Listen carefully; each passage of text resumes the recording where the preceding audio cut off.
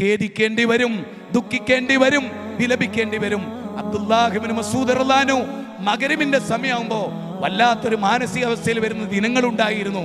അന്ന് അദ്ദേഹം പറയും, ഇന്നലകളിൽ നിന്ന് വ്യത്യസ്തമായി ഞാൻ ഇന്നത്തെ മണിക്കൂറിനെ എങ്ങനെ ചെലവാക്കി, പ്രത്യേകിച്ച് എടുത്തു പറയാൻ നന്മകളൊന്നുമില്ലാത്ത ഒരു ദിനം അസ്തമിച്ചു പോയല്ലോ എന്ന്.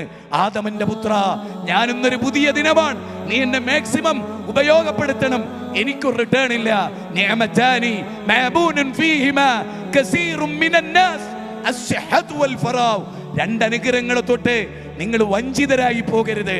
ജനങ്ങളിൽ ഭൂരിപക്ഷവും ഒഴിവ് സമയം മൊബൈലിൽ തോണ്ടി യൗവനം പോയവർ, ഉമ്മാനെ തൊട്ടുയ്യാൻ സമയമില്ലാത്ത മക്കൾ, ഉമ്മാന്റെ വയറ് നിറഞ്ഞോ എന്ന് നോക്കുന്നില്ല, മൊബൈലിലെ ചാർജ് കുറഞ്ഞോ എന്ന് നോക്കുന്ന മക്കൾ, മൊബൈലിൽ സദാ ചാർജ് കൊടുക്കുന്നവർ, പൈസ കയറ്റുന്നവർ, അതിൽ ജീവിതം ഹോമിക്കപ്പെട്ടവർ വരും നാളെ മഹ്ശറയിൽ